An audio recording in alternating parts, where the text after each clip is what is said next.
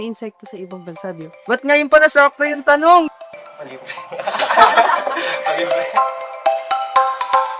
Hi guys, I'm Zinch Dominguez, 21 years old, co-owner of XLB Manila and a third-year journalism student.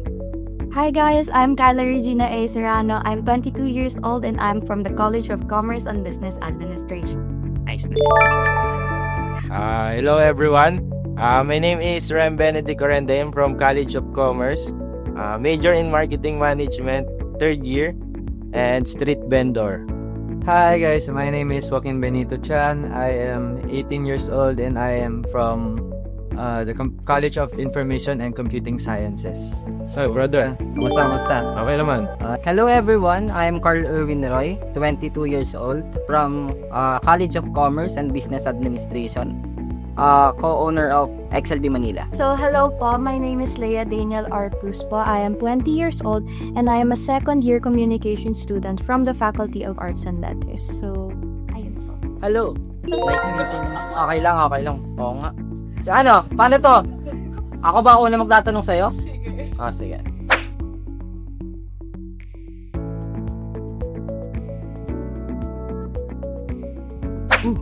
Ano sa tingin mo ang papel ng street food sa identity ng Pilipinas? Simula bata kasi, nakalakihan kasi natin siya eh. So, pag nakikipag-usap ka din sa foreigner, pag pinapakilala mo yung kultura natin, nababanggit lalo yan. Sila kwek-kwek, sila fishball, sila Mga balot. balot. It also helps other countries, other cultures identify who we are and what can we show to them as Filipino. Tsaka di ba parang sa mga ibang bansa din, merong mga ibang mga street foods, di ba? Tapos yun nga din parang naging identity. Kung sa atin, more on makikita natin mga kwek-kwek, mga ganun. Yung mga tusok-tusok. Oo, tapos yung sa iba, mga parang may insekto sa ibang bansa din. So, hindi ko alam kung ano yung tawag sa... Alamig sila. Bukod sa mga estudyante, sino-sino pang mga customer ang napapansin ninyong bumibili rin sa inyo? Maraming salamat, Brotherhood. Siyempre hindi na naman estudyante yung mga market namin and yung mga bumibili sa amin. Meron ding mga millennials and meron ding mga parents din na bumibili din sa amin. Kasi kagaya nung kanina, bago ko pumunta dito, nag-serve pa ako kanina ng ng XLB. So, parents yung bumili sa amin nun and then para na naman yun sa anak niya. And marami ding mga titos, tita na nakikita yung mga product namin sa TikTok. So sila, tinatry nila. Kasi sa bagay, sikat na social. Hindi naman. Hindi, malay nyo lang. Hindi Baka dahil masarap yung pagkain nyo. Sana. Yun ang sabi nila. Pero sana masarap. Baka sarap yan. Palibre. Ano po ang inspirasyon ninyo sa pagtitinda? Inspirasyon. Ang nagiging inspirasyon namin is to strive, syempre, and to to sustain our expenses, everyday expenses. And sa awa naman ng Diyos, nabibigay naman niya ng XLB natin na natutulungan tayo sa everyday expenses. Yun nga. Nung nag-start kayo, mabilis din kayong sumikat. Hindi. Nung nag-start kami, ang dami namin pinagdaanan kung tutuusin. From bottom to kami. Ang nangyari noon, nag-try kami ng drinks, nag-try kami ng chichirya, nag-try kami ng s'mores, actually madaming products. Then, bigla kaming napunta sa XLB. Tapos after ng XLB, sumikat siya kasi syempre, sikat din din Typhoon nun eh. So, sinabayan namin yung flow. Pagsabay namin sa flow, sa awa ng Diyos, nagdagdag kami ibang flavors, then ayun. And ito na tayo ngayon, sa present, na nag-manage pa rin sa pinubal natin na store. In the recent years, patuloy ang pag-evolve at pagiging diverse ng street food. Para sa'yo, paano nagiging unique o kakaiba ang isang street food? Every street vendor, iba-iba yung mga binibenta nila. Kahit sabihin mo may kwek-kwek sila, may kwek-kwek. Malay mo, nagpagkakaiba niya. Iba yung luto.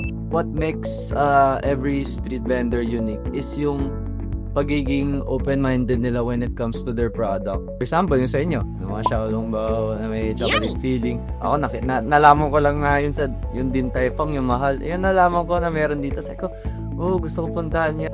Napapakita niyo na kahit may mga sidelines kayo, nag-aaral kayo, napapakita niyo yung pagiging matalino niya at pagiging hardworking nyo. So, nakikisabay sa trend sa mga gusto ng mga kabataan ngayon, mga millennial. Ano ang derivative? Joke lang. Hindi.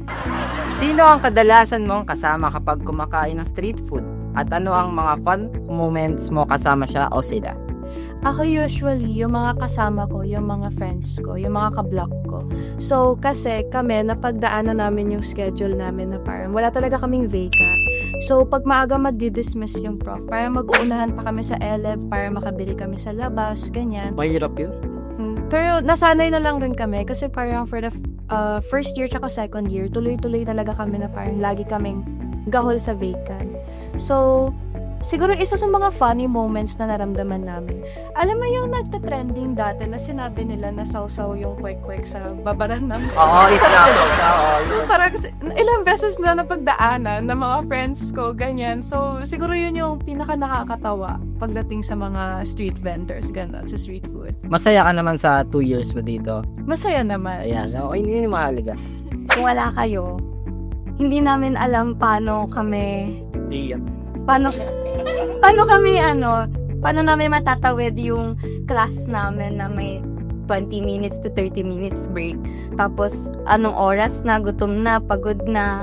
Ang dami nang nangyari sa araw. Pero, yung mga street food vendors, yung nagtatawid ng mga onting oras na pahinga na yun. Tapos, bibigyan ulit kami ng energy para pagpatuloy yung araw.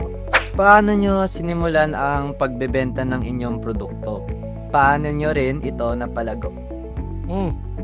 Nagsimula lang kami ng mga co-owner ko na mag-usap-usap sa mga business kasi parang halos lahat kami naka-inline kami sa business eh. So, nung una, parang parang sideline, ganun.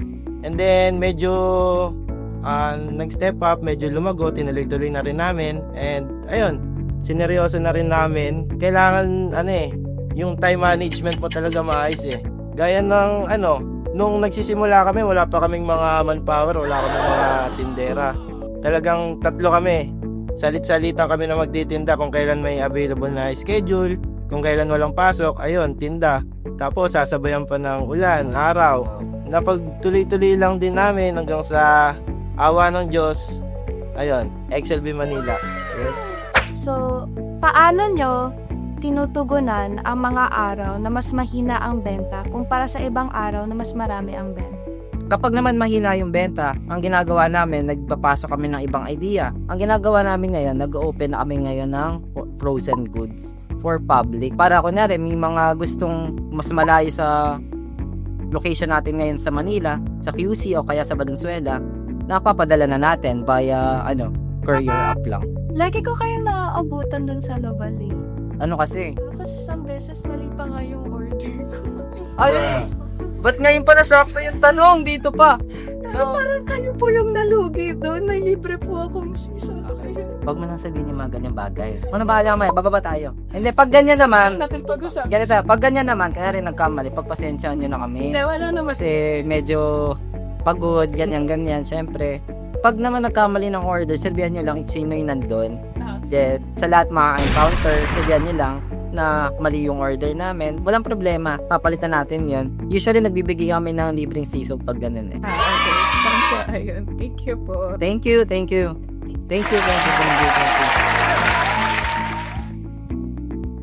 Hello everyone. Message ko lang sa lahat ng student vendor. Gaya ka rin. Tuloy-tuloy lang at huwag kayong susukat. Gawin nyo lang lagi ng masayaan lahat ng ating trabaho at magtatagumpay din tayo lahat.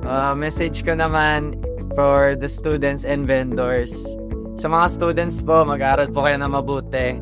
Your grade doesn't define you. Tapos, pagdating sa mga vendors, konting tiyaga pa. Kasi, nakaka-proud kayo. Sa mga estudyante naman po nandyan, let's be kind to each other. A little bit of kindness we go through every day.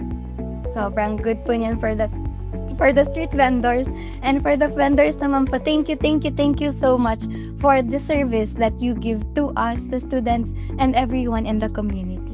Para naman sa mga vendors/students ngayon, good luck sa inyo and always remember na ang pag-aaral natin is laging priority Then, business tayo, pangalawa.